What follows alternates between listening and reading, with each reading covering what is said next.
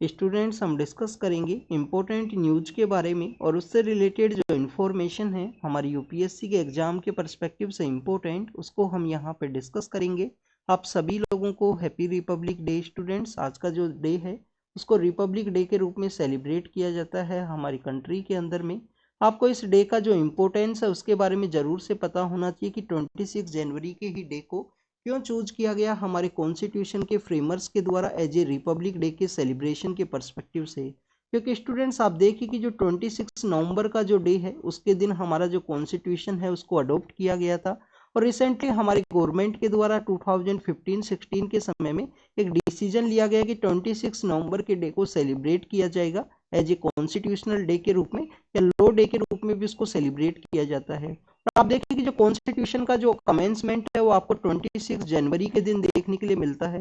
तो क्यों यहाँ पे जो 2 मंथ्स का जो गैप है वो रखा गया था कॉन्स्टिट्यूशन के फ्रेमर्स के द्वारा? क्या हमारे कॉन्स्टिट्यूशन के जो सभी प्रोविजंस है जो 26 नवंबर को अडॉप्ट किया गया, या कॉन्स्टिट्यूशन के जो सभी प्रोविजंस है वो 26 जनवरी के दिन ही यहाँ पे कमेंसमेंट के अंदर में आए थे? तो आप देखिए कि आपको यहाँ पे जानकारी होना चाहिए।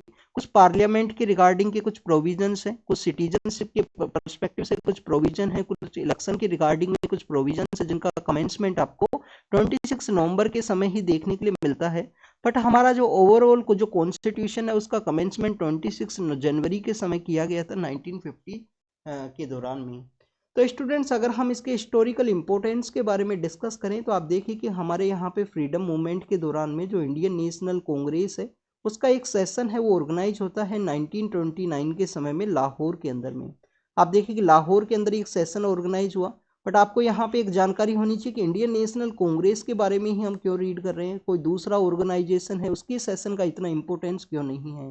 क्योंकि आप देखिए कि उस समय में हमारे जो पर्सन्स हुआ करते थे, जो कंप्लीटली जो पॉपुलेशन है उसका इन्फ्लुएंस आपको इंडियन नेशनल कांग्रेस के साथ में देखने के लिए मिलता है। इंडियन नेशनल कांग्रेस एकमात्र ऐसा ऑर्गेनाइजेशन था उस समय में जिसका ओवरऑल जो इंक्लूसिव यहाँ पे रिप्रेजेंटेशन है वो देखने के लिए मिलता है सभी लोगों का।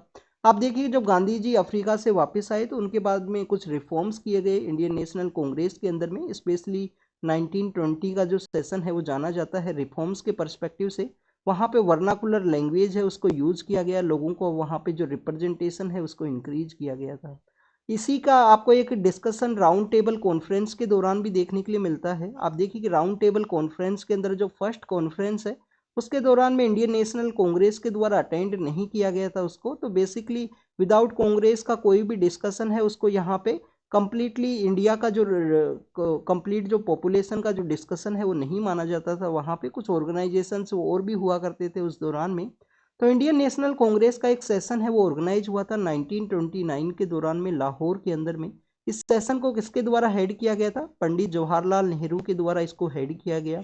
आप देखिए कि इस सेशन के दौरान में एक रिजोल्यूशन है उसको पास किया गया। रिजोल्यूशन यही था कि जो 26 जनवरी का जो डे है 1930 के समय में उसको पूर्ण स्वराज दिवस के रूप में सेलिब्रेट किया जाएगा। स्टूडेंट्स आपको यहाँ पे जो स्वराज का जो डिमांड है उसके बारे में भी पता होना चाहिए। आप देखिए कि 1906 का जो कांग्रेस सेशन ऑर्गेनाइज हुआ था जिसको किनके द्वारा हेड किया गया था? दादा भाई नारोजी के द्वारा। आप देखिए कि 1906 के उस सेशन के अंदर में फर्स्ट टाइम जो स्वराज है उसका डिमांड आपको देखने के लिए मिलता है। और यहाँ पे 1929 का जो लाहौर सेशन है उसके अंदर में आपको पूर्ण स्वराज का जो डिमांड है वो देखने के लिए मिलेगा।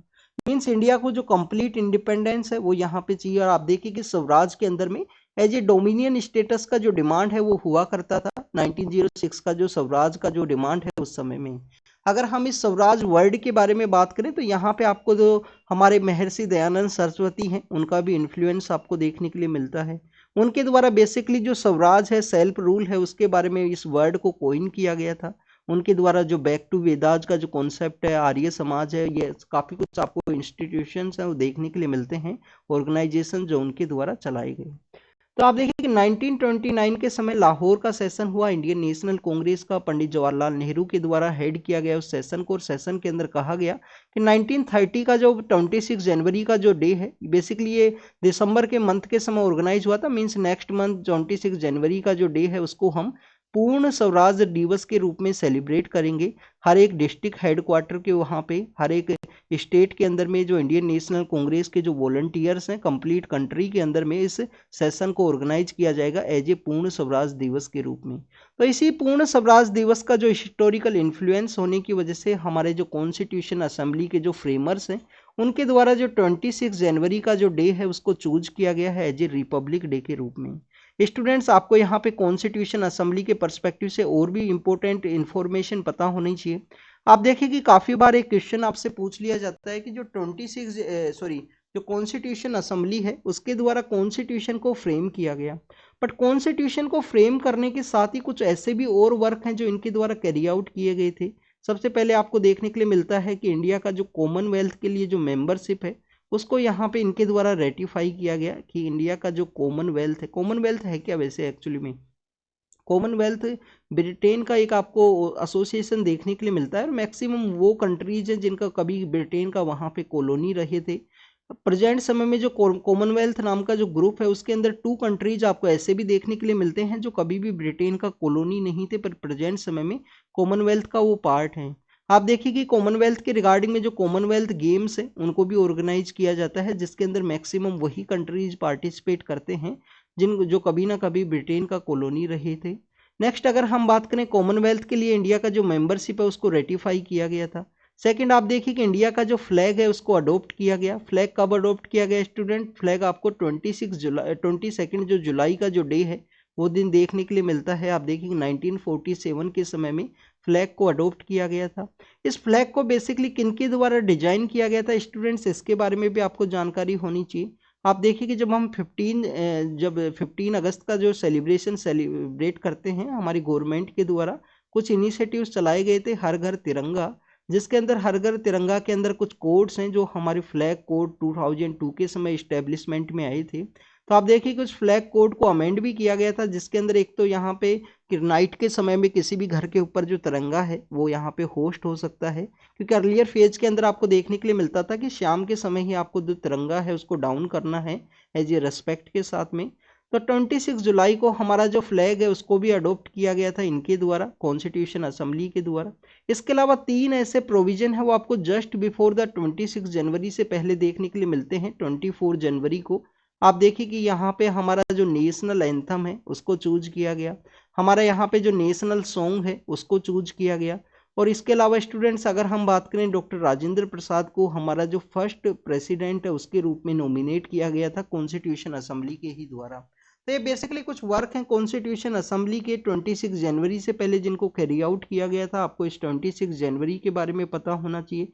सेलिब्रेशन कहाँ पे किया जाता है? प्रेसिडेंट के द्वारा, हमारे जो प्रेसिडेंट ऑफ इंडिया हैं उनके द्वारा इस सेलिब्रेशन को हेड किया जाता है उन्हीं के, और कोई ना कोई कंट्री के जो मेन पॉलिटिकल लीडर्स हैं जिससे इंडिया के अच्छे डिप्लोमेटिक रिलेशंस हैं उनको यहाँ पे इनवाइट किया जाता है एज ए गेस्ट के रूप में। तो ये आपको जो 26 जनवरी है उसके बारे में इंफॉर्मेशन आपको पता होनी चाहिए। हमने यहाँ पे national anthem and national song के बारे में रीड किया स्टूडेंट, तो आपको यहाँ पे एक जानकारी होनी चाहिए। हमारा जो नेशनल जो सॉन्ग है जिसको कि हम वंदे मातरम के रूप से जानते हैं, 1896 के समय में एक कांग्रेस का जो सेशन है वो ऑर्गेनाइज कहाँ पे हुआ था? कैलकाटा के अंदर में। 1896 के कांग्रेस सेशन के अंदर में पहली बार इस नेशनल सॉन्ग जो वंदे मातरम है उसको गाया गया था। अगर हम नेशनल एंथम के बारे में बात करें तो 1911 का कांग्रेस सेशन वो कहाँ पे ऑर्गेनाइज हुआ? कैलकाटा के अंदर ही। और आप देखिए 1911 का उस कांग्रेस सेशन के अंदर में फर्स्ट टाइम हमारा जो नेशनल एंथम है जो कि बेसिकली आपको जन गण मन देखने के लिए मिलता है, डॉक्टर रविंद्रनाथ टैगोर के द्वारा उसको लिखा गया है। नेशनल सॉन्ग किनके द्वारा लिखा गया है? बंकिम चंद्र चट्टोपाध्याय के द्वारा लिखा गया है। उनका कौन सा बुक से लिया गया है ये बेसिकली नेशनल सॉन्ग हमने वंदे मातरम, उसके बारे में आप जरूर से बताना, ये आपका होमवर्क है। स्टूडेंट्स फ्लैग कोड के बारे में हमने डिस्कस किया, आपको फ्लैग को बेसिकली किसके द्वारा डिजाइन किया गया था ये भी आपका होमवर्क है। तो ये दोनों आपको बताने हैं। वेंकैया नाम के वो पर्सन है, वेंकैया उनका नेम है बेसिकली जिनके द्वारा डिजाइन किया गया था हमारा जो फ्लैग है, उसके बारे में आप कमेंट सेक्शन के अंदर बताना और आप यहाँ पे बताना कि नेशनल जो सॉन्ग है वो कहाँ से लिया गया है। एक और होमवर्क है आपके लिए, आप देखिए कि हम इस कंट्री के सिटीजन हैं तो हमारा एक रेस्पॉन्सिबिलिटी है जिसको कि हम फंडामेंटल ड्यूटीज के रूप से ऐड करते हैं। फंडामेंटल ड्यूटीज आप देखिए कि 42nd कॉन्स्टिट्यूशन अमेंडमेंट एक्ट के थ्रू 1946 के समय में उसको ऐड किया गया था एज ए किसी भी सिटीजन का रिस्पॉन्सिबिलिटी है, और यूएसएसआर का जो कॉन्स्टिट्यूशन है वहां से हमने इस कॉन्सेप्ट को ड्रॉ किया है फंडामेंटल ड्यूटीज का। स्वर्ण सिंह कमेटी है वो एग्जिस्टेंस के अंदर में आती है, उसके द्वारा कुछ ड्यूटीज सजेस्ट किया गया गवर्नमेंट के द्वारा, उनको इम्प्लीमेंट किया गया। तो आप देखिए कि आर्टिकल 51A है हमारे कॉन्स्टिट्यूशन का, जो आर्टिकल 51A है, ए बी सी अगर किसी भी आर्टिकल के साथ में ऐड होते हैं डेट मीन्स यहाँ पे अमेंडमेंट के थ्रू उसको ऐड किया गया है। तो आर्टिकल 51A को यहाँ पे इंसर्ट किया गया था 42nd कॉन्स्टिट्यूशन अमेंडमेंट एक्ट के बाद में। आप देखिए कि फर्स्ट ड्यूटी के बारे में आप रीड करोगे तो क्या वहाँ पे नेशनल एंथम के बारे में ही मेंशन है या नेशनल सॉन्ग के बारे में भी मेंशन है। कभी कभी आपको काफ़ी सारे एग्जाम्स के अंदर में ये क्वेश्चंस पूछ लिए जाते हैं, यूपीएससी के अंदर भी पूछा जा सकता है। आपको यहाँ पे फंडामेंटल ड्यूटी लिख दिया जाएगा और वहाँ पे बता दिया जाएगा कि नेशनल सॉन्ग है उसको भी abide by the national song को भी हमको रेस्पेक्ट करना है, उसको भी यहाँ पे कंप्लीट वे में जो लोगों को बताना है। तो क्या फंडामेंटल ड्यूटी के अंदर नेशनल सॉन्ग को भी मेंशन किया गया है या एकमात्र नेशनल एंथम को वहाँ पे मेंशन किया गया है।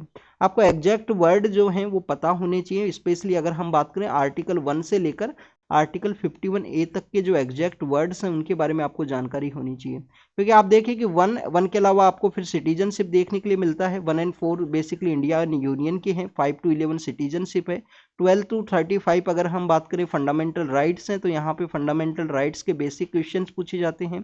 फिर 36 से लेकर 51A तक आपको 51 तक आपको डीपीएस भी देखने के लिए मिलेगा। और 51A जो जिसके अंदर 11 फंडामेंटल ड्यूटीज मेंशन है, एक लेटर फॉर्म में 86 कॉन्स्टिट्यूशन अमेंडमेंट एक्ट के थ्रू ऐड किया गया था। तो आपको यहाँ पे इन 11 जो फंडामेंटल ड्यूटीज है उनके बारे में भी एग्जैक्ट पता होना चाहिए। क्योंकि आप देखिए कि स्टूडेंट्स एक तो आप मेंस के अंदर इसको यूज कर सकते हो, बाकी यूपीएससी के द्वारा कभी भी आपसे fundamental right, DPSP and fundamental duties है उनसे रिगार्डिंग में क्वेश्चंस पूछ लिए जाएंगे एग्जैक्ट ये फंडामेंटल ड्यूटी है वो मेंशन है या नहीं है।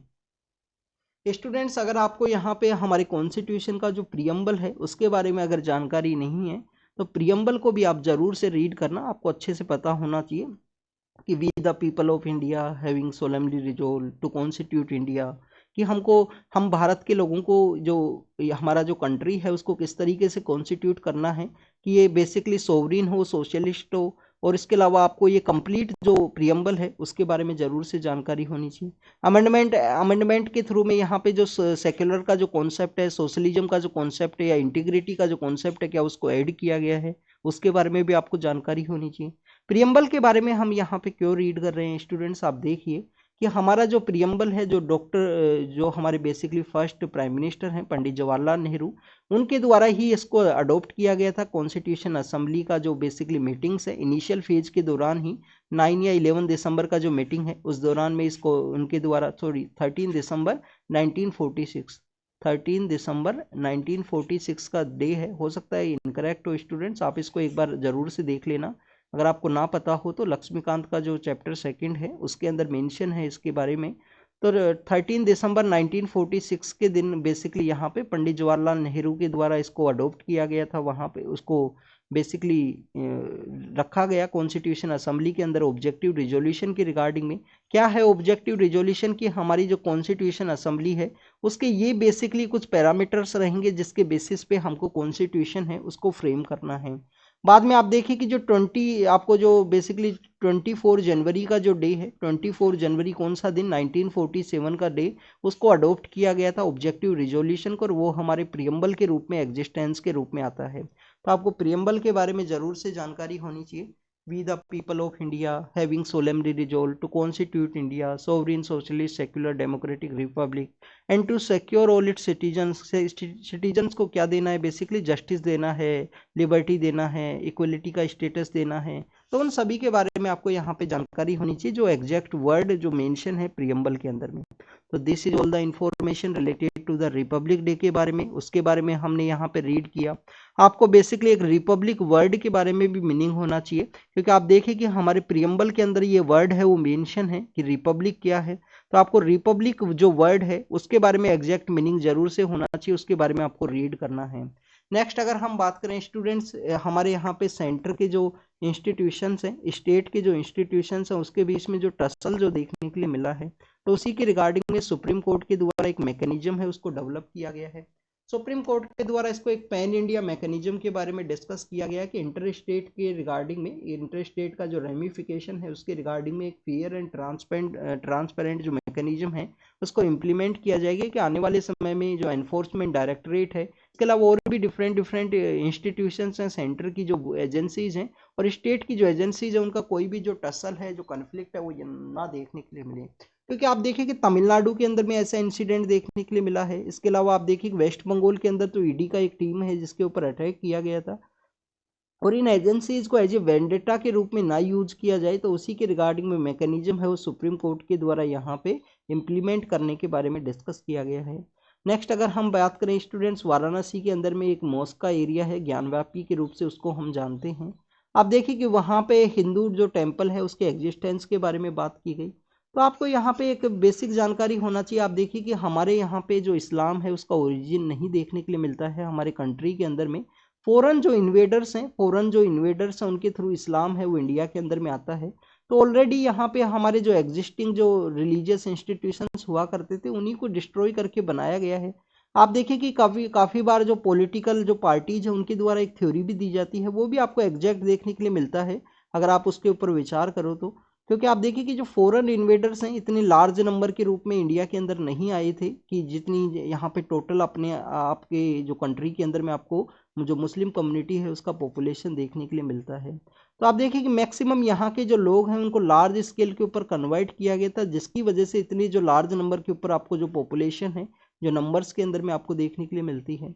तो ऐसा ही एक क्लेम है जो यहाँ पे आप देखिए कि रिलीजियस वर्शिप एक्ट का मेन इम्प्लीमेंटेशन यही था कि जो यहाँ पे जो रिलीजियस इंस्टीट्यूशंस है उसके ऊपर में बेसिकली आप जो क्लेम है वो ना किया जाए किसी एक दूसरे के द्वारा। क्योंकि ऐसे तो अगर आप देखने जाओगे तो कंप्लीट कंट्री के अंदर में आपको सभी जो इंस्टीट्यूशंस हैं, सभी जो रिलीजियस इंस्टीट्यूशंस है किसी भी कम्युनिटी का हो, आपको एंशियंट समय में वो हिंदुइज्म की पर्सपेक्टिव से ही देखने के लिए मिलेंगे क्योंकि ओरिजिन यहाँ पे हिंदुइज्म का ही है।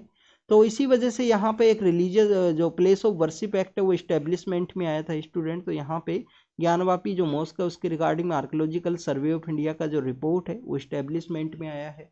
तो आपको यहाँ पे रिपोर्ट के बारे में जानकारी होनी चाहिए। अब देखिए एक रिपोर्ट के अंदर बताया गया कि उस मॉस्क के अंदर में एक इंस्क्रिप्शन है वो पाया गया है। इंस्क्रिप्शन बेसिकली यहाँ पे औरंगजेब है उनके टाइम का है। औरंगजेब कब पावर के अंदर आए थे स्टूडेंट? 1658 के समय इनका पावर आपको देखने के लिए मिलता है और 1707 तक ये यहाँ पे रूल के अंदर रहते हैं।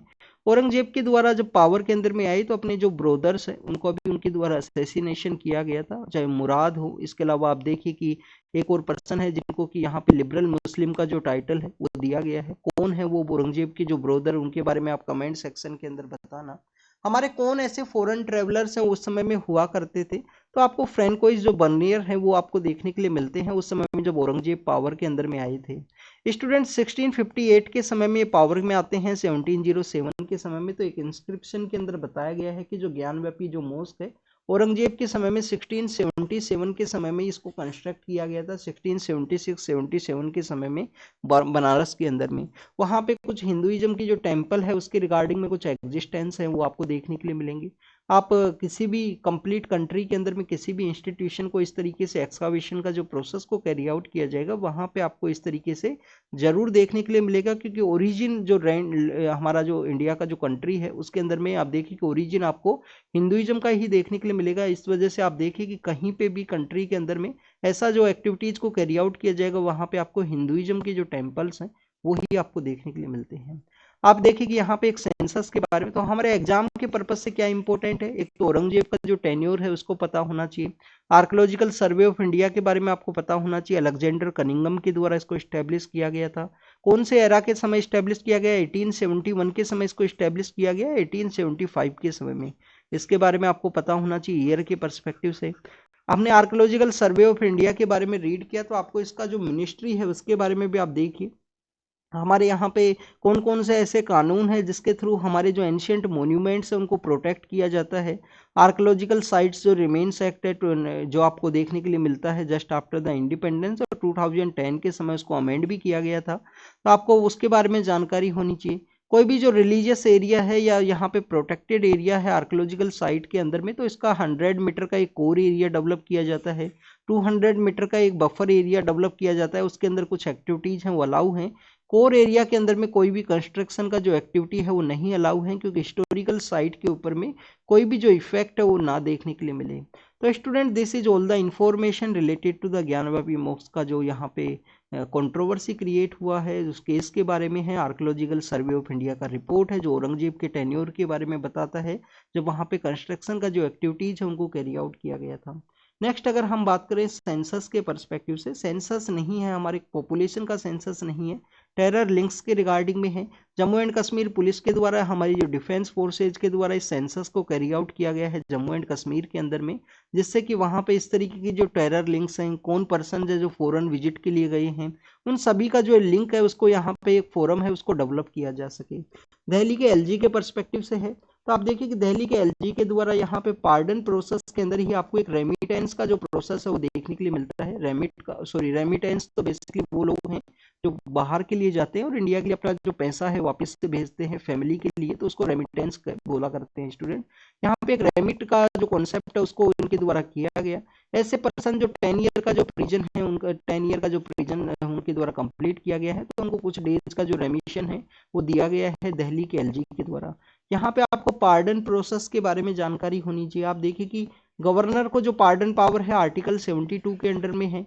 एलजी एंड गवर्नर प्रेसिडेंट को जो पावर है आर्टिकल 72 के अंडर में है। गवर्नर को जो पावर आपको देखने के लिए मिलती है 161 हमारा जो आर्टिकल है उसके अंडर में, तो उनके बारे में यहाँ पे मेंशन किया गया। नेक्स्ट आप देखिए कि यहाँ पे आपको पार्डन प्रोसेस के जो अलग अलग पार्ट्स हैं उनके बारे में जरूर से जानकारी होनी चाहिए। आप देखिए बिल्किस बानो केस के अंदर ही पार्डन प्रोसेस का एक पार्ट था जो न्यूज के अंदर में था, कमेटी स्टेज को नहीं देखा गया। कुछ केसेस के बारे में भी हमने वहां पे रीड किया था कि कौन कौन से केसेस के अंदर में रेमिशन का जो प्रोसेस है उसके बारे में ऐड किया गया है, और कमेटी स्टेज को एग्जामिन करना है कि ये पर्सन को अगर अर्लियर फेज के अंदर रिलीज किया जाता है तो सोसाइटी के ऊपर उसका क्या इम्पैक्ट रहेगा।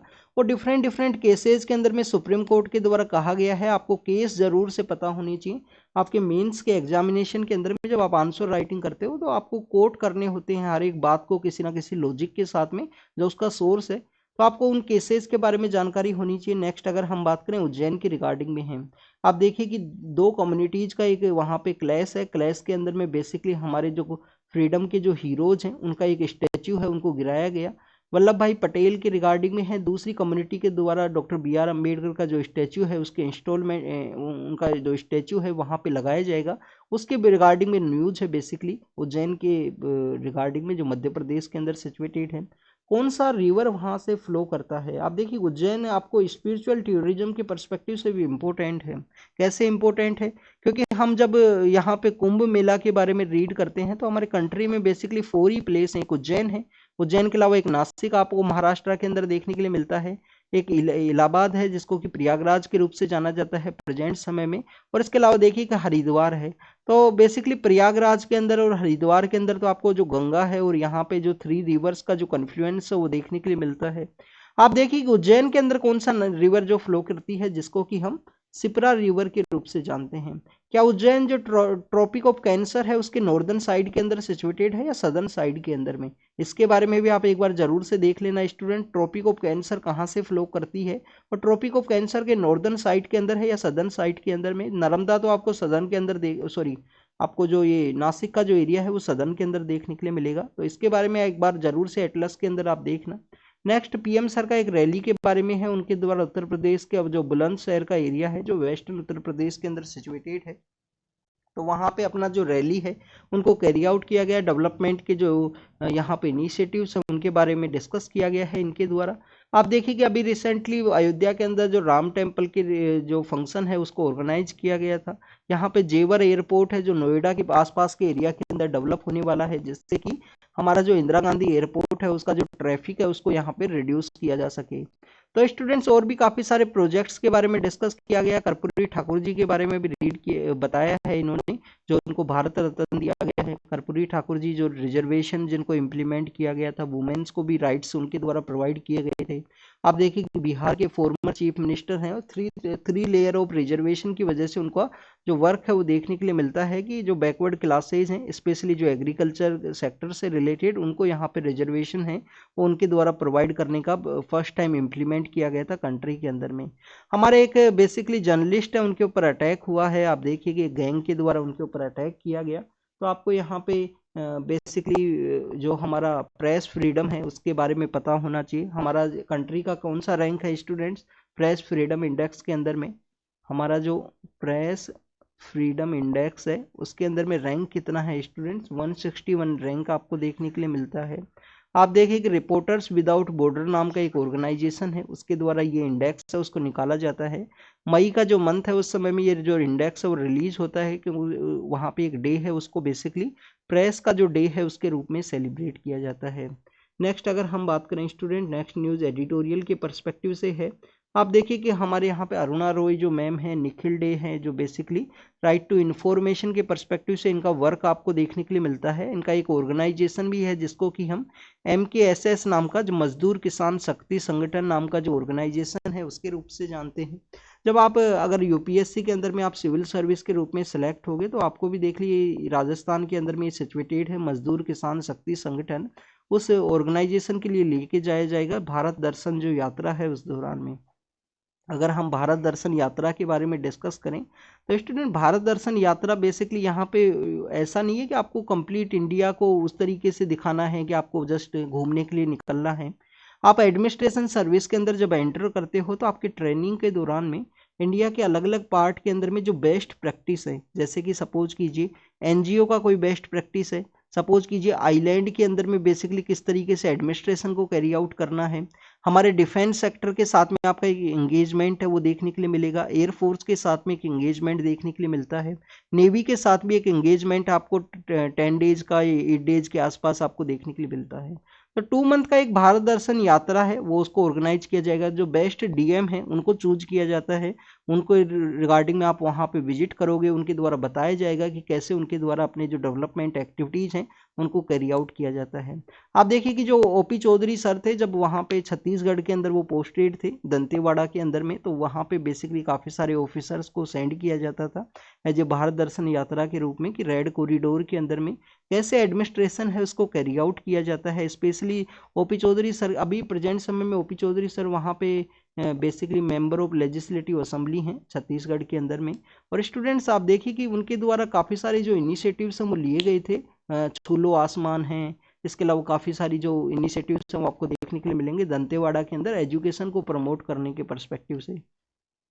तो जो बेस्ट प्रैक्टिस है वो आपको शो की जाती हैं। तो जो MKSS है वो बेसिकली यहाँ पे मजदूर किसान शक्ति संगठन का जो ऑर्गेनाइजेशन है NGO के रूप में एक बेस्ट प्रैक्टिस है। NGO के अलावा आप देखिए कि इनके रिगार्डिंग में आपको इनका जो वर्क है वो देखने के लिए मिलता है राइट टू इन्फॉर्मेशन के रिगार्डिंग में। MG नरेगा जो वर्कर्स हैं उनके परस्पेक्टिव से आपको इनका जो वर्क है वो देखने के लिए मिलेगा। तो इन्हीं के द्वारा कहा गया कि हमारा जो प्रियम्बल है उसको अडोप्ट किया गया था 20, हमारा जो प्रियम्बल है उसको अडोप्ट किया गया था 22nd है, 22nd जो जनवरी है 1947 उस दिन हमारा जो प्रियम्बल है उसको अडोप्ट किया गया था स्टूडेंट। तो उन्हीं के बारे में बताया गया है इनके द्वारा ऑब्जेक्टिव रिजोल्यूशन के अडोप्शन के बारे में। प्रियम्बल की जो बातें हैं उनके बारे में बताया गया है कि कंट्री को कुछ बेसिक राइट्स है उनके ऊपर में हमको यहाँ पे डिजाइन करना है। हमारे कंट्री का जो डाइवर्सिटी था, हमारे कंट्री का जिस तरीके से डाइवर्सिटी था उसको हमको इम्प्लीमेंट करना था, तो उसके बारे में इनके द्वारा बताया गया। 26 जनवरी 1947 के समय ऑब्जेक्टिव रिजोल्यूशन को एज ए प्रियम्बल के रूप में अडॉप्ट किया गया। एक पावरफुल हमारा प्रियम्बल है। 75 ईयर्स का जो जर्नी है, लॉट ऑफ डिफरेंसेज है हमारे कंट्री के अंदर में, लॉट ऑफ डाइवर्सिटी है, पर कैसे हमने उस ब्यूटीफुली उस जर्नी को यहाँ पे क्रॉस किया है उसके बारे में इनके द्वारा मेंशन किया गया। मेजोरिटी जो कम्युनिटी है उसका एक रोल है, माइनॉरिटीज़ के जो राइट्स हैं उनको सिक्योर किया जाए। स्टूडेंट्स सेक्युलर जो कॉन्सेप्ट है उनके बारे में इनके द्वारा डिस्कस किया है। और प्रेजेंट समय में जो विश्व गुरु एक जो टाइटल है या वासुदेव कुटुंबकम का जो कॉन्सेप्ट आपको देखने के लिए मिलता है न्यूज़ के अंदर में, तो आप देखिए वासुदेव कुटुंबकम को अगर हमको यहाँ पे अडोप्ट करना है या इम्प्लीमेंट करना है तो सभी लोगों को बेसिकली हमारा कंप्लीट जो वर्ल्ड है ये एक फैमिली का पार्ट है। हमारे यहाँ पे हमारे कंट्री के अंदर जो डाइवर्सिटी है, जो हमारा बेसिक स्ट्रक्चर है उसको हमें सिक्योर करना है, उसी के बारे में इनके द्वारा मेंशन किया गया है इस एडिटोरियल के अंदर में। नेक्स्ट इज रिगार्डिंग द वैभव जो स्कीम है, वैभव जो फेलोशिप है उसके बारे में है। आप देखिए कि वैश्विक भारतीय वैज्ञानिक एक जो नया फेलोशिप है वो स्टार्ट किया गया है department of science and technology के द्वारा, जिससे कि इंडियन ओरिजिन के जो यहाँ पे साइंटिस्ट हैं 3 मंथ्स के लिए, एक ईयर के अंदर में एक रिसर्च लैब है उसको इस्टेब्लिश कर सके। यहाँ पे जो रिसर्च का जो एक्टिविटी है उसको उनके द्वारा बेसिकली कैरी आउट किया जा सके। तो आपको वैभव फेलोशिप के बारे में जरूर से जानकारी होना चाहिए। वैश्विक भारतीय वैज्ञानिक जो फेलोशिप है जो department of science and technology के द्वारा है। क्या अर्लियर फेज के अंदर भी कोई ऐसा फेलोशिप है जिसको कि हम वज्र के रूप से जानते हैं, विजिटिंग जो हमारे यहाँ पे फैकल्टीज के रिगार्डिंग में था। बट आप देखिए कि उस फैकल्टीज का जो कॉन्सेप्ट है जिसके अंदर आपको देखने के लिए मिलता है कि 1 ईयर के लिए वो विजिट करेंगे यहाँ पे। और कंप्लीटली अगर हम बात करें कि यहाँ पे इंडियन ओरिजिन के अलावा जो फॉरेन जो सिटीजन्स है वो भी यहाँ पे विजिट कर सकते हैं इंडियन ओरिजिन के अलावा। तो उसके अंदर में आपको एक्सक्लूसिव जो इंडियन ओरिजिन के जो पर्सन्स है उनका इन्फ्लुएंस नहीं देखने के लिए मिलेगा, जो कि वैभव के अंदर है रिसर्च एंड डेवलपमेंट की एक्टिविटी के रिगार्डिंग में। तो उसको ही यहाँ पे मेंशन किया गया है। Next is regarding the opposition के जो एमपीज हैं उनके बारे में डिस्कस किया गया है। स्टूडेंट्स आप देखिए कि विंटर सेशन जब ऑर्गेनाइज हुआ था दिसंबर के मंथ के दौरान में, तो काफ़ी सारे हमारे जो अपोजिशन के एमपीज हैं उनको सस्पेंड किया गया था। 141 एमपीज हैं जिनको वहाँ पे सस्पेंड किया गया, जिसमें आपको 95 है जो लोकसभा से, 46 आपको राज्यसभा से देखने के लिए मिलते हैं, 46 राज्यसभा से देखने के लिए मिलते हैं। अगर हम टोटल इन एमपीज का जो संख्या है उसको कैलकुलेट करें एज ए पीपल्स के बेसिस पे या इनके जो इलेक्टोरल वोटर्स हैं उनके बेसिस पे, तो इनका जो संख्या है वो आपको 35 करोड़ है वो देखने के लिए मिलती है। मीन्स हमारा जो टोटल पॉपुलेशन है उसका 25% जो पॉपुलेशन है वो कवर किया गया है इन मेंबर ऑफ पार्लियामेंट्स के द्वारा। और आप देखिए कि पार्लियामेंट एक इंपॉर्टेंट इंस्टीट्यूशन है डिस्कशन एंड डेलिब्रेशन के रिगार्डिंग में पॉलिसी के इम्प्लीमेंटेशन के परस्पेक्टिव से।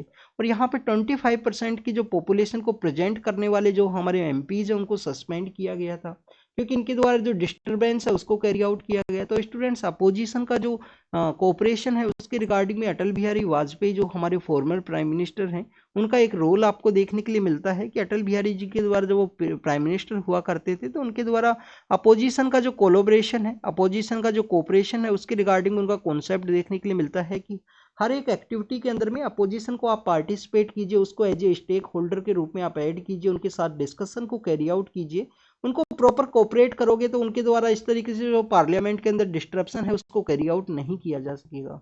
स्टूडेंट्स वो अपोजिशन के कोऑपरेशन का कॉन्सेप्ट है, जो कोई भी पावर, कोई भी गवर्नमेंट पावर के अंदर में होती है, अगर उसको यहाँ पे एक्टिविटीज़ को कैरी आउट करना है, हेल्दी जो डेमोक्रेसी है उसको एक्सरसाइज करना है उनके द्वारा पार्लियामेंट के अंदर में, क्योंकि आप देखिए कि पीपल्स को वो रिप्रेजेंट करने वाले लोग हैं। अगर कोई भी मेंबर ऑफ पार्लियामेंट है जो पीपल्स को यहाँ पे रिप्रेजेंट करते हैं तो उनका जो पॉलिसी है उसको उनके द्वारा अच्छे से यहाँ पे इम्प्लीमेंट किया जा सके, डिस्कस किया जा सके।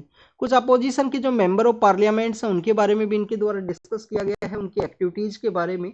जैसे कि आप देखिए कि आपको यहाँ पे कांग्रेस के एक मेंबर ऑफ पार्लियामेंट है, हमारे जो फॉर्मर जो बेसिकली एक्सटर्नल अफेयर मिनिस्टर हुआ करते थे, शायद शशि थरूर सर हैं। शशि थरूर आप देखिए कि 94 इनका जो अटेंडेंस है वो आपको देखने के लिए मिलता है। आप देखिए कि इनको जो सांसद रत्न अवार्ड है वो भी दिया गया था। इनके द्वारा 3 प्राइवेट मेंबर बिल्स हैं उनको बेसिकली प्रेजेंट किया गया है पार्लियामेंट के अंदर में रिसेंट सेशंस के दौरान ही। और एवरेज जो हमारे नेशन के अंदर जो एवरेज है वो 79 है अटेंडेंस का, और आप देखिए कि स्टेट्स के अंदर 83 आपको देखने के लिए मिलता है, उससे मोर इनका अटेंडेंस आपको देखने के लिए मिलेगा। एक और कांग्रेस के यहाँ पे बेसिकली मेंबर ऑफ पार्लियामेंट है सुप्रिया सुले, उनका 93% अटेंडेंस है, वो बेसिकली बारामती का जो एरिया है महाराष्ट्र के अंदर में उसको रिप्रेजेंट किया जाता है उनके द्वारा।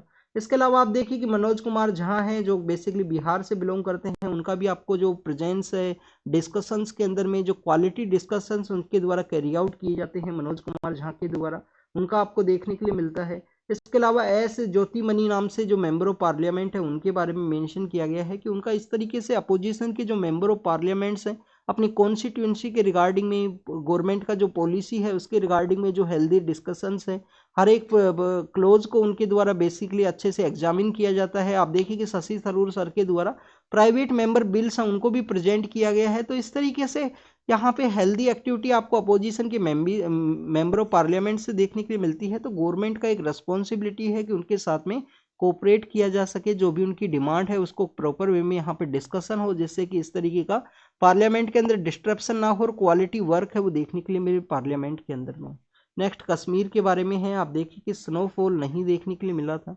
एक सोशल मीडिया के ऊपर एक वीडियो वायरल हुआ था कश्मीर के रिगार्डिंग, एक पर्सन है, एक्टिविस्ट है वहाँ पे कश्मीर से रिलेटेड इन्वायरमेंट के, उनके द्वारा बताया गया था कि पहलगाम के जो रीजन है, पहलगाम के अंदर में कोई भी बर्फबारी नहीं है इस बार। आप देखिए कि अब विंटर के समय में अगर बर्फबारी नहीं है तो समर काफ़ी ज़्यादा हार्श होने वाली है। आप देखिए कि ओपन यहाँ पे एरिया शो किया गया है, ग्रासेज यहाँ पे कंटिन्यूस दिखाई दे रही हैं जिस एरिया के अंदर में स्नोफॉल होना चाहिए था। तो चिल्ली कलान का जो एरिया है कश्मीर के अंदर में, हमारे जो हिमाचल प्रदेश है, उत्तराखंड का जो ओली का जो एरिया है, वहाँ पे 40 डेज का एक हार्श विंटर का जो समय है, और उसके अंदर में आप देखिए कि विंटर अगर रहेगा तो ही समर्स वहाँ पे सर्वाइवल हो सकते हैं, नहीं काफ़ी ज़्यादा हार्श जो समर है वो देखने के लिए मिलेगा। अगर हम बात करें 1901 के समय से, तो सबसे कम यहाँ पे जो स्नोफॉल है वो देखने के लिए मिला है प्रेजेंट समय में, तो उसको यहाँ पे डिस्कस किया गया। गुलमर्ग है, गुलमर्ग के अलावा पहलगाम का जो एरिया है, ओली का एरिया है उत्तराखंड के अंदर, हिमाचल प्रदेश के भी कुछ एरियाज है जहाँ पे काफ़ी कम स्नोफॉल है वो देखने के लिए मिलता है। क्यों यहाँ पे स्नोफॉल हुआ, आप देखिए वेस्टर्न डिस्टर्बेंस है, वेस्टर्न डिस्टर्बेंस जो नॉर्दर्न पार्ट ऑफ इंडिया के अंदर में विंटर समय के अंदर जो बारिश होती है, वेस्टर्न डिस्टर्बेंस यहाँ पे रिड्यूस हुआ है। रिड्यूस होने के साथ ही आप देखिए कि अल्नीनो का जो कॉन्सेप्ट है वो आपको देखने के लिए मिलता है, अल्नीनो का जो इफेक्ट है वो आपको देखने के लिए मिलेगा। अल्नीनो के अलावा अगर हम बात करें हमारे जो स्ट्रॉन्ग जेट स्ट्रीम है उसका भी एब्सेंस है स्टूडेंट प्रेजेंट समय में, तो इस वजह से यहाँ पे जो स्नोफॉल है उसका इफेक्ट आपको देखने के लिए मिलता है। बट अगर हम हार्श विंटर्स के बारे में डिस्कस करें, आप देखिए नॉर्दर्न पार्ट ऑफ इंडिया के अंदर में जो यहाँ पे कोल्ड वेव है वो देखने के लिए मिला है, हार्श विंटर देखने के लिए मिला है नॉर्दर्न पार्ट ऑफ इंडिया के अंदर में, बट स्नोफॉल का जो कंडीशन है वो डेवलप नहीं हुआ कश्मीर के अंदर में। स्नोफॉल के लिए क्या इंपॉर्टेंट है स्टूडेंट्स, मॉइस्चर का इंपॉर्टेंस है, वेस्टर्न डिस्टर्बेंस की बारिश की वजह से मॉइस्चर यहाँ पे गेन करता, 0 डिग्री का टेम्परेचर होना चाहिए। नॉर्दर्न पार्ट ऑफ इंडिया के अंदर आप देखिए कि फोक का जो सिचुएशन है, डेंस फोक का जो सिचुएशन है वो देखने के लिए मिला, हाई एरोसोल्स का जो प्रेजेंस है वो भी देखने के लिए मिला है, बट वेस्टर्न डिस्टर्बेंस की वजह से जो मॉइस्चर गेन होना चाहिए था स्नोफॉल के परस्पेक्टिव से वो नहीं हो पाया है इस साल, उसके बारे में यहाँ पे एक्सप्लेन किया गया है। स्टूडेंट्स आप देखिए कि यहाँ पे हमारे वेस्टर्न डिस्टर्बेंस का भी एक पैटर्न है वो आपको लिटिल बिट शिफ्टिंग के वे में देखने के लिए मिलता है। जैसे कि वेस्टर्न डिस्टर्बेंस का अर्लियर फेज के दौरान में नवंबर और दिसंबर का जो मंथ है, जनवरी के समय जो बारिश है वो देखने के लिए मिलती है, पर प्रेजेंट समय में वेस्टर्न डिस्टर्बेंस की वजह से जो बारिश है वो आपको कब देखने के लिए मिलती है, फरवरी एंड मार्च का जो मंथ है उस समय में आपको देखने के लिए मिलती है। आप देखिएगा हमारे यहाँ पे एक आईएमडी का भी रिपोर्ट है जिसके अंदर बताया गया है कि हमारे यहाँ पे जो मानसून है उसके अंदर में शिफ्ट हुआ है अलग अलग पार्ट्स के अंदर में, जिसका अभी एक रिपोर्ट है जिसको पब्लिश किया गया था। हर एक यहाँ पे तहसील के परस्पेक्टिव से 4400 के आसपास जो तहसील्स हैं, सब ब्लॉक के जो एरियाज हैं उनको एग्जामिन किया गया आईएमडी के द्वारा, यहाँ पे रेनफॉल के पैटर्न के परस्पेक्टिव से। स्टूडेंट्स यहाँ पे हमारे रिपब्लिक डे सेलिब्रेशन के बारे में है। फ्रांस के जो प्रेसिडेंट है इमानुएल मैक्रोन वो यहाँ पे विजिट के लिए आए, विजिट के दौरान उनका फर्स्ट डे है जयपुर के अंदर उनके द्वारा स्पेंड किया गया। जयपुर के काफ़ी सारे जो हेरिटेज एरियाज है जिसमें आमेर का फोर्ट है, जयपुर का जो परकोटा का एरिया है उनके द्वारा विजिट किया गया। एक बेसिकली उनके द्वारा एक रैली है, एक शोभा यात्रा है, उनके अंदर भी पार्टिसिपेट किया गया इंडियन पीएम एंड फ्रांस के जो प्रेसिडेंट है उनके द्वारा। आज रिपब्लिक डे के चीफ गेस्ट के रूप में रहेंगे फ्रेंच के जो प्रेसिडेंट है। आप देखिए कि प्रेसिडेंट बॉडीगार्ड नाम का एक इंडिया का आपको सबसे सीनियर मोस्ट रेजिमेंट देखने के लिए मिलता है, इंडियन आर्मी का प्रेसिडेंट बॉडीगार्ड, जिनको कि राष्ट्रपति के अंगरक्षक के रूप से भी हम जानते हैं। काफ़ी डेकोरेटेड रेजिमेंट है स्टूडेंट प्रेसिडेंट बॉडीगार्ड। तो प्रेसिडेंट बॉडीगार्ड के भी यहाँ पे कुछ ईयर्स हैं वो कंप्लीट हुए हैं। आप देखिए कि 1773 के समय में इसको इनिशिएट किया गया था, प्रेसिडेंट बॉडीगार्ड्स को बेसिकली वहाँ पे, जिनको राष्ट्रपति के जो अंगरक्षक हैं उनके रूप से भी जानते हैं। एक ट्रेडिशनल एक बग्गी का कॉन्सेप्ट हुआ करता था जिसके अंदर हमारे जो प्रेसिडेंट वो आया करते थे यहाँ पे रिपब्लिक डे का जो फंक्शन है उसके परेड को यहाँ पे फंक्शन के अंदर में। तो उसी ट्रेडिशनल बग्गी का जो कॉन्सेप्ट है जो 40 ईयर से यहाँ पे गैप हो चुका है उसका यहाँ पे, उसके अंदर में यहाँ पे फ्रांस के जो प्रेसिडेंट है, इंडिया के जो प्रेसिडेंट है वो विजिट करेंगे रिपब्लिक डे का जो फंक्शन है उसके रिगार्डिंग में। इसके अलावा स्टूडेंट्स आपको जयपुर के बारे में जानकारी होनी चाहिए। आप देखिए कि हवा महल है, वहाँ पे भी ये विजिट किए थे। हवा महल के अलावा स्टूडेंट्स अगर हम बात करें जयपुर सिटी के बारे में, तो जो सवाई जयसिंह के द्वारा उसको इस्टेब्लिश किया गया था, सवाई जयसिंह के द्वारा इस्टेब्लिश किया गया। यूनेस्को जो वर्ल्ड हेरिटेज सिटी है उसके रूप में भी वो शामिल है। आप देखिए कि क्या क्रिएटिव सिटीज नेटवर्क के अंदर में शामिल है जयपुर, तो उसके बारे में आपको जानकारी जरूर से होना चाहिए कि यूनेस्को का जो क्रिएटिव सिटीज नेटवर्क है क्या उसके अंदर शामिल है जयपुर। तो इसके बारे में आप जरूर से कमेंट सेक्शन के अंदर बताना, ये आपका होमवर्क है। पर जयपुर यहाँ पे हेरिटेज सिटी है। सबसे पहले अहमदाबाद जो सिटी है, जिसको कि 1411 के समय अहमद शाह के द्वारा स्टैब्लिश किया गया था, उसके बाद में आपको जयपुर सिटी देखने के लिए मिलती है, जिसको कि हेरिटेज सिटी के रूप में ऐड किया गया। आप देखिए कि यूनेस्को के अंदर ऐड किया गया है। यूनेस्को का हेडक्वार्टर कहाँ पे सिचुएटेड है? पेरिस के अंदर आपको देखने के लिए मिलता है, जहाँ के प्रेसिडेंट इंडिया की विजिट के लिए आए हैं। रिपब्लिक डे का पूर्व संध्या के ऊपर में हमारे प्रेसिडेंट के द्वारा जो गैलेंट्री अवार्ड्स हैं उनको यहाँ पे अनाउंस किया गया। हमारे जो पद्मा अवार्ड्स हैं उनको भी अनाउंस किया गया है। और स्टूडेंट जो पद्म अवार्ड्स हैं उनका एक ब्यूटिफिकेशन आपको देखने के लिए मिलता है। जब से न्यू गवर्नमेंट पावर के अंदर में आई है, उनके द्वारा पद्मा अवार्ड्स को बेसिकली वहाँ पे चेंज किया गया। और आप देखिए कि काफ़ी सारे ऐसे लोग हैं जो सिविलियन वर्क्स काफ़ी ज़्यादा करते हैं। इनका एक लिस्ट शेयर करूंगा मैं आपको टेलीग्राम चैनल के ऊपर में, आप वहाँ पे ज़रूर इनके बारे में रीड करना। इन एग्जांपल्स को आप यूज़ कर सकते हो। कुछ दिन पहले हमने जब जब वो जो 26 जनवरी का जो झांकी है उसके रिगार्डिंग में जो कंट्रोवर्सी क्रिएट हुआ था, जब आप देखिए कि हमने तमिलनाडु की कुछ वुमेन्स हैं उनके बारे में रीड किया था, उनको उनका झांकी के अंदर में शो किया गया था। तो वैसे ही पद्मा अवार्ड्स के अंदर भी काफ़ी सारे ऐसे लोग हैं जिनको पद्मा अवार्ड दिए जाते हैं पिछले कुछ साल से, जिनके द्वारा अपना जो एक्टिविटीज़ हैं, जो सिविल वर्क है, उनके द्वारा कैरी आउट किया गया है। चुपचाप अपना काम करते हैं जो लोग कंट्री के अंदर में। तो यहाँ पे गैलेंट्री अवार्ड्स के बारे में है जो प्रेसिडेंट के द्वारा अनाउंस किया गया 26 जनवरी का फंक्शन से पहले। Next is regarding the high education, जो एनरोलमेंट रेशियो है वो इंक्रीज हुआ है स्टूडेंट। तो यहाँ पे आपको सर्वे के बारे में पता होना चाहिए। ऑल इंडिया सर्वे आपको देखने के लिए मिलता है, all India survey for higher education के पर्सपेक्टिव से, या हायर एजुकेशन जो इंस्टीट्यूशन है उनकी रिगार्डिंग में मिनिस्ट्री ऑफ एजुकेशन के द्वारा इस सर्वे को कैरी आउट किया जाता है। 2011 के समय इसको स्टार्ट किया गया था। आप देखिए कि एनरोलमेंट यहाँ पे इंक्रीज हुआ है, स्पेशली फीमेल्स का भी जो एनरोलमेंट है हायर एजुकेशन इंस्टीट्यूशंस में वो इंक्रीज हुआ है, उसके बारे में बताया गया है इस सर्वे के अंदर में।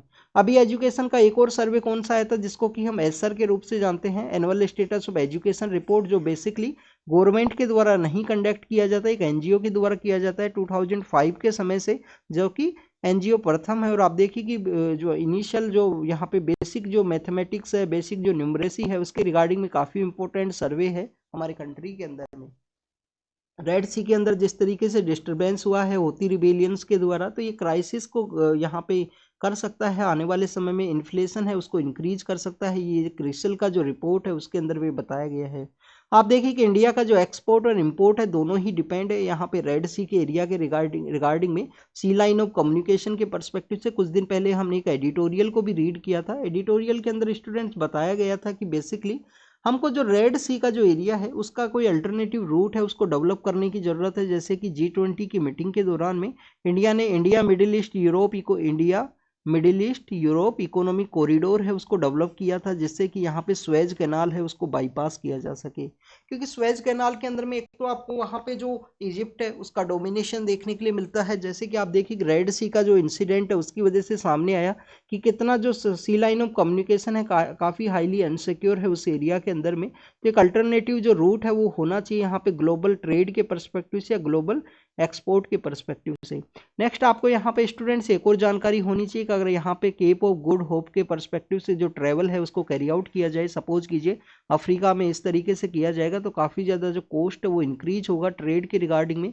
तो उसके रिगार्डिंग ऑलरेडी आपको जो इन्फ्लेशन है वो देखने के लिए मिलेगा अगर एक्सपोर्ट करते हुए या इम्पोर्ट करते हुए किसी भी थिंग्स के अंदर में।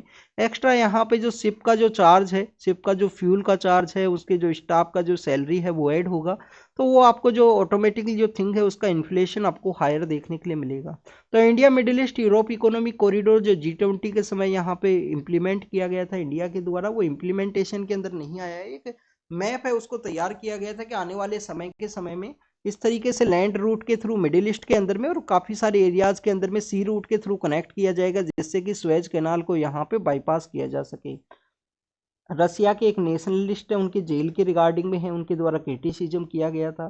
तो आप देखिए कि हमारी कंट्री के अंदर freedom of speech and expression जो है पर अपना एक फंडामेंटल राइट का पार्ट है, तो कितना इंपॉर्टेंट है स्टूडेंट्स। काफ़ी सारे ऐसे कंट्रीज हैं जिसके अंदर में इस तरीके से क्रिटिसिज्म के ऊपर जो जेल है वो देखने के लिए मिलती है।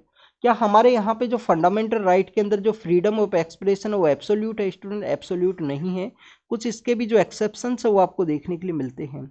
ब्रिटिश म्यूजियम के द्वारा एक बेसिकली जो रॉयल ट्रेजर है उसको यहाँ पे रिटर्न किया जाएगा, जो घाना से लूट लिया गया था उस समय में, कॉलोनी के एरा के समय में। तो आप देखिए उसको रिटर्न करने के बारे में बात की गई है। घाना को कुछ दिन पहले हमने कब रीड किया था, नॉन अलाइनमेंट मूवमेंट है उसके दौरान में आप देखिए कि इसका एक समिट है वो ऑर्गेनाइज हुआ अफ्रीका के अंदर में। हमारे जो मिनिस्टर ऑफ एक्सटर्नल अफेयर हैं उसके विजिट के लिए गए थे। अगर हम नॉन अलाइनमेंट मूवमेंट के बारे में बात करें स्टूडेंट, किसी भी ग्रुप के साथ में ना ज्वाइन करने वाले कंट्रीज 1950-60s के एरा के समय में, क्योंकि वर्ल्ड उस समय में 2 ब्लॉक्स के अंदर में डिवाइड था। वर्ल्ड वॉर सेकंड के बाद में कोल्ड वॉर का वो एरा है जिसके अंदर एक पार्ट के अंदर आपको यूएस का जो डोमिनेशन देखने के लिए मिलता है, एक पार्ट के अंदर में आपको यूएसएसआर का जो ब्लॉक है वो देखने के लिए मिलता है। तो आप देखिए कि इंडिया है, इजिप्ट है, इजिप्ट के अलावा घाना है, इसके अलावा आपको वहाँ पे इंडोनेशिया देखने के लिए मिलेगा, और एक कंट्री आपको यूगोस्लोवाकिया है जो अर्लियर फेज के अंदर हुआ करता था। उनके द्वारा जो नेम समिट है उसको बेसिकली यहाँ पे स्टार्ट किया गया कि किसी भी ब्लॉक को हम ज्वाइन नहीं करेंगे और हमारा ही यहाँ पे जो ब्लॉक है उसको बनाया जाएगा। साउथ कोरिया के बारे में है, इंपॉर्टेंट नहीं है एग्जाम के परस्पेक्टिव से। यूएस के द्वारा यहाँ पे कुछ जो कॉन्फ्लिक्ट है उसको एंड करने के परस्पेक्टिव से डिस्कशन है उसको कैरी आउट किया गया है। Next is regarding the Israel का जो स्ट्राइक है उसके पर्सपेक्टिव से है, साउथ गाजा के अंदर स्ट्राइक को कैरी आउट किया गया। इंटरनेशनल कोर्ट ऑफ जस्टिस के अंदर एक पेटिशन भी फाइल हुई है इजराइल के रिगार्डिंग में। आप देखिए कि साउथ अफ्रीका के द्वारा उस पेटिशन को फाइल किया गया। जीनोसाइड के जो यहाँ पे कानून, जीनोसाइड के जो एलिगेशन वो लगाए गए हैं कि इनके द्वारा जीनोसाइड का एक्टिविटी है उसको कैरी आउट किया गया है। फ्रांस के प्रेसिडेंट इंडिया के विजिट के लिए आए हैं रिपब्लिक डे के गेस्ट के रूप में। आप देखिए कि फ्रांस के कोर्ट के द्वारा रिजेक्ट किया गया है कुछ यहाँ पे कुछ सेक्शंस है यहाँ पे इमिग्रेशन लॉ के जिनको कि रिजेक्ट किया गया फ्रेंच के कोर्ट के द्वारा। आप देखें कि ऐसा ही एक न्यूज ब्रिटेन के अंदर भी देखने के लिए मिला था। ब्रिटेन के द्वारा काफी सारे एमिग्रेंट्स हैं जिनको अफ्रीका के अंदर ट्रांसफर किया गया था कुछ दिन पहले, दिसंबर के मंथ के समय में, और बाद में उनके कोर्ट के द्वारा जो एमिग्रेशन पॉलिसी है, एमिग्रेशन जो प्रोजेक्ट है उसको उनके द्वारा रिजेक्ट किया गया था।